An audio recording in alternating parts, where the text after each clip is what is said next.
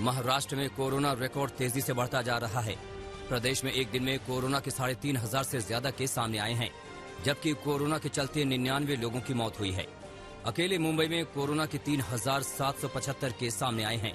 वहीं पुणे में कोरोना के 2900 नए केस दर्ज किए गए। गुजरात में भी कोरोना के केस तेजी से बढ़ते जा रहे हैं। गुजरात में बीते 24 घंटे में कोरोना के 1,580 केस सामने आए। गुजरात में कोरोना के सबसे ज्यादा केस अहमदाबाद और सूरत शहर में आ रहे हैं। अहमदाबाद में 444, जबकि सूरत में कोरोना के 405 नए मामले सामने आए। राजस्थान में कोरोना के बढ़ते मामलों को देखते हुए प्रदेश सरकार ने नई गाइडलाइंस जारी कर दी है, जिसके तहत 25 मार्च से राजस्थान में बाहर से आने वाले सभी यात्रियों के लिए 72 घंटे के भीतर की RT-PCR नेगेटिव रिपोर्ट लानी अनिवार्य होगी। इसके पहले केरल, महाराष्ट्र, गुजरात, पंजाब, हरियाणा, मध्य प्रदेश जैसे राज्यों से आने वालों के लिए रिपोर्ट अनिवार्य की गई थी, लेकिन अब इसे सभी राज्यों में लागू कर दिया गया है। इसके साथ ही एयरपोर्ट, बस स्टैंड और रेलवे स्टेशन पर सभी यात्रियों की जांच की जाएगी। कोरोना का खतरा पंजाब में भी बढ़ गया है। 24 घंटे में 2,490 केस दर्ज किए गए, लेकिन मौतों का आंकड़ा चौंका रहा है। यहां 38 लोगों की मौत हो गई है। लगातार तीसरे दिन 2,000 से ज्यादा केस दर्ज किए गए हैं। पंजाब में एक्टिव केस 15,000 से ज्यादा हो गए हैं। तमिलनाडु में भी लगातार कोरोना केस बढ़ रहे हैं। कल 1200 से ज्यादा केस सामने आए। अब तक यहां 12,000 से ज्यादा मौतें हो चुकी हैं, लेकिन फिलहाल एक्टिव केस की तादाद करीब 8,000 का आंकड़ा छू रही है। दिल्ली में कोरोना के 823 केस आए हैं। लगातार दूसरे दिन 800 से ज्यादा मामले दर्ज किए गए हैं। संक्रमण दर 1% से अधिक बरकरार है। एक्टिव मरीज बढ़कर 3,618 हो चुके हैं। सिर्फ मार्च में ही 2,200 से ज्यादा एक्टिव मरीज बढ़े हैं। दिल्ली में कोरोना के एक्टिव मरीजों की संख्या तेजी से बढ़ने के साथ ही रिकवरी रेट में भी गिरावट दर्ज की गई है। हैरानी की बात यह है कि दिल्ली में 24 घंटे के भीतर एक्टिव कोरोना मरीजों की संख्या 200 से ज्यादा दर्ज की गई है।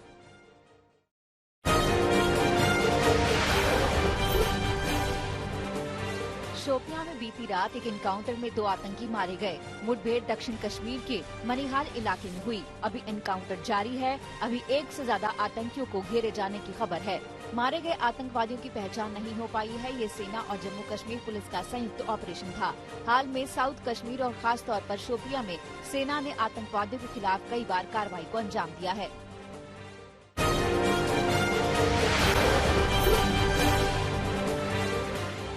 महाराष्ट्र के मुख्यमंत्री उद्धव ठाकरे को मुंबई के पूर्व कमिश्नर परमबीर सिंह की चिट्ठी के बाद प्रदेश की सियासत गरमाई हुई है। इस बीच दिल्ली में एनसीपी नेताओं ने शरद पवार से मुलाकात की। शरद पवार से मुलाकात करने वाले नेताओं में अजित पवार, सुप्रिया सुले, जयंत पाटिल और प्रफुल्ल पटेल शामिल थे। इस दौरान कांग्रेस के वरिष्ठ नेता कमलनाथ भी मौजूद रहे। बैठक के बाद जयंत पाटिल ने कहा कि अनिल देशमुख के इस्तीफे का सवाल नहीं। इससे पहले संजय राउत ने भी शरद पवार से मुलाकात की थी। एनसीपी प्रमुख शरद पवार ने अनिल देशमुख पर 100 करोड़ की वसूली वाले आरोप को गंभीर बताया है।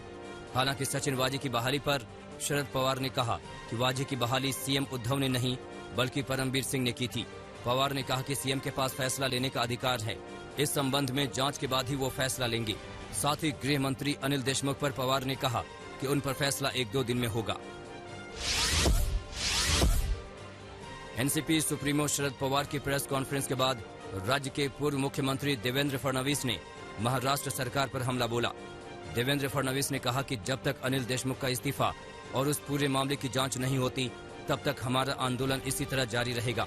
उन्होंने शरद पवार पर आरोप लगाते हुए कहा कि वो पूरा सच नहीं बोल रहे हैं। केंद्रीय मंत्री रविशंकर प्रसाद ने परमबीर सिंह के आरोपों की सीबीआई जांच की मांग की है। मुंबई के पूर्व कमिश्नर परमबीर सिंह की चिट्ठी के बाद रविशंकर प्रसाद ने उद्धव सरकार पर निशाना साधते हुए पूछा कि सचिन वाजे को किसके दबाव में लाया गया, शिवसेना के, सीएम के या फिर शरद पवार के। निष्पक्ष जांच के बाद ही पूरा सच सामने आ सकता है। महाराष्ट्र एटीएस ने मनसुख हिरेन की हत्या के मामले में 2 और लोगों को गिरफ्तार किया है। महाराष्ट्र एटीएस ने दावा किया है कि गिरफ्तार किए गए 2 लोगों का हाथ मनसुख की हत्या के पीछे था। गिरफ्तार आरोपियों में से एक आरोपी पूर्व कांस्टेबल और दूसरा बुकी है। एटीएस ने जिस क्रिकेट बुकी नरेश को पकड़ा है, उसने 5 फर्जी सिम कार्ड सचिन वाजे, और विनायक शिंदे को मुहैया करवाया था। एटीएस इस बात की भी जांच कर रही है कि ये पूरी साजिश कब रची गई, इसमें और कौन कौन शामिल है। देहरादून में 150 से अधिक मंदिरों में गैर हिंदुओं के प्रवेश पर प्रतिबंध वाले पोस्टर लगाए गए हैं। ये बैनर हिंदू युवा वाहिनी की ओर से लगाए गए हैं। हिंदू युवा वाहिनी के कार्यकर्ता दावा कर रहे हैं कि अब ऐसे पोस्टर पूरे उत्तराखंड में लगाए जाएंगे। उधर पुलिस इन पोस्टरों को हटा रही है, लेकिन पुलिस का कोई बड़ा अधिकारी इस पर बोलने को तैयार नहीं है। कृषि कानून का विरोध कर रहे किसान नेता हरियाणा में आंदोलन तेज करने की तैयारी में है। झज्जर में हुई किसान महापंचायत में फैसला किया गया है कि अब किसान हरियाणा की सरकार को गिराने के लिए आमरण अनशन करेंगे। झज्जर में हुई महापंचायत में 5 राज्यों के किसान पहुंचे थे।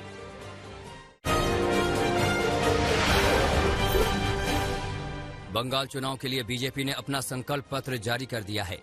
कोलकाता में गृह मंत्री अमित शाह ने पार्टी का संकल्प पत्र जारी किया, जिसमें नौकरियों में महिलाओं के लिए 33% आरक्षण का वादा किया गया है। इसके साथ पहली कैबिनेट बैठक में नागरिकता संशोधन कानून लागू करने की बात कही गई है। संकल्प पत्र में किसानों को 10,000 रुपए देने का भी वादा किया गया है। साथ ही राजनीतिक हिंसा में मारे गए लोगों के परिवार वालों को आर्थिक मदद की बात कही गई है। बंगाल चुनाव के लिए संकल्प पत्र जारी होते ही टीएमसी ने बीजेपी पर हमला बोल दिया। अभिषेक बैनर्जी समेत टीएमसी के कई नेताओं ने बंगाल चुनाव का संकल्प पत्र गृह मंत्री अमित शाह के हाथों से जारी करने पर सवाल उठाए। अभिषेक बैनर्जी ने कहा है कि पहले बीजेपी को 294 सीटों के लिए उम्मीदवार नहीं मिल रहे थे और अब संकल्प पत्र जैसे कार्यक्रम में भी लोकल नेता नहीं मिले। पश्चिम बंगाल चुनाव में पहले चरण की वोटिंग से पहले मुख्यमंत्री ममता बनर्जी को एक और झटका लगा है। शुभेंदु अधिकारी के पिता और कांथी सीट से टीएमसी सांसद शिशिर अधिकारी ने भी बीजेपी का दामन थाम लिया है। पार्टी में शामिल होने के साथ शिशिर अधिकारी कांथी में गृह मंत्री अमित शाह की रैली में शामिल हुए।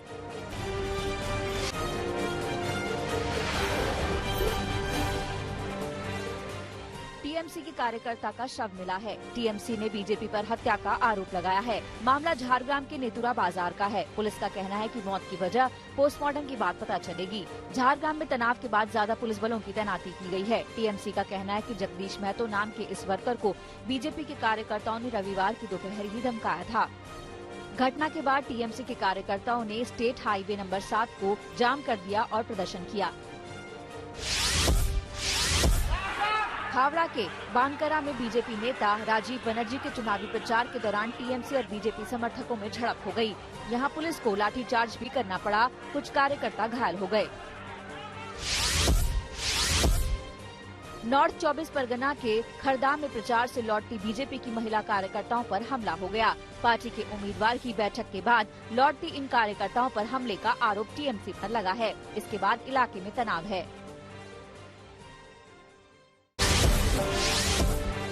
कांग्रेस नेता राहुल गांधी आज फिर केरल में चुनाव प्रचार के लिए पहुंचेंगे।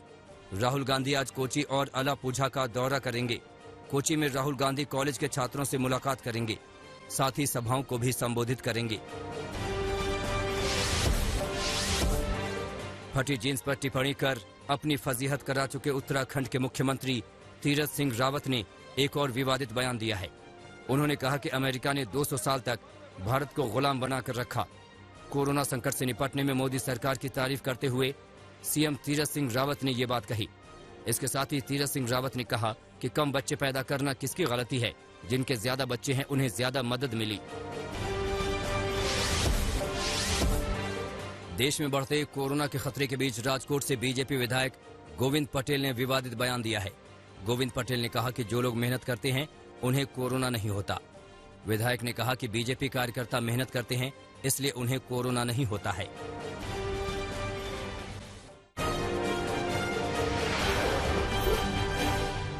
राजस्थान के सीकर में 2 पक्षों में जमकर मारपीट हुई। मामला सदर थाना क्षेत्र के सबलपुरा गांव का है। बताया जा रहा है कि यहां शादी समारोह में खाने को लेकर विवाद हुआ। पहले कहासुनी हुई और फिर बात यहां तक पहुंच गई कि 2 पक्ष एक दूसरे पर कुर्सियां फेंकने लगे। इस मारपीट में दूल्हा भी बुरी तरह घायल हुआ है। इस मारपीट के बाद एक पक्ष ने मुकदमा दर्ज कराया है। पूरे मामले की पुलिस जांच कर रही है। पंजाब के तरन तारण में पुलिस और 2 निहंगों के बीच खूनी मुठभेड़ हुई। जिसमें पुलिस ने 2 निहंगों को मार गिराया। ये मामला भारत पाकिस्तान सीमा पर स्थित खेमकरन पुलिस स्टेशन इलाके का है। पुलिस को सूचना मिली थी कि नदेड़ साहिब में कत्ल करने के बाद दोनों निहंग तरन तारन में छिपे हुए हैं।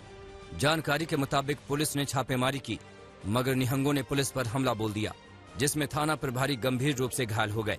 हालांकि इस एनकाउंटर में 2 निहंगे मारे गए। ग्वालियर में 2 लड़कियों की मारपीट का वीडियो वायरल हुआ है। इस वीडियो में दिख रहा है कि 2 लड़कियां आपस में भयानक झगड़ा कर रही हैं और दोनों को 2 लड़के शांत कराने की कोशिश कर रहे हैं। फिलहाल इस मामले में कोई केस दर्ज नहीं किया गया, मगर ये वीडियो तेजी से वायरल हो रहा है। बिहार में नकलची बेखौफ हैं। ताजा मामला कैमूर जिले के भभुआ और कुदरा का है। जानकारी के मुताबिक सिपाही भर्ती की लिखित परीक्षा के दौरान जिला प्रशासन ने कुल 8 नकलचियों को गिरफ्तार किया है। इन 8 लोगों में 5 लोग नकल करते हुए पकड़े गए हैं, जबकि 3 लोगों को नकल करने के आरोप में गिरफ्तार किया गया है। आरोपियों के पास से 2 पीस इलेक्ट्रॉनिक डिवाइस, ब्लूटूथ लगा मास्क और प्रश्नों के उत्तर लिखी एक टी-शर्ट भी बरामद हुई है। पूरे मामले की जांच की जा रही है। उत्तराखंड के बागेश्वर में जंगलों में आग धधक रही है। जिले के गणखेत रेंज और बैजनाथ रेंज के जंगलों में भीषण आग लगी हुई है। इस आग में लाखों की वन संपदा तो जलकर खाक हो ही गई है, मगर जंगली जानवरों को भी बहुत नुकसान हो रहा है। इस आग के चलते जंगली जानवरों के रिहायशी इलाके में आने का खतरा बढ़ गया है।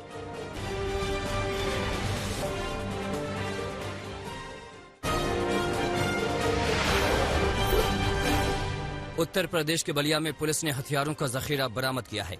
पंचायत चुनाव से पहले हथियारों के जखीरों का मिलना पुलिस के होश उड़ा देने वाला है।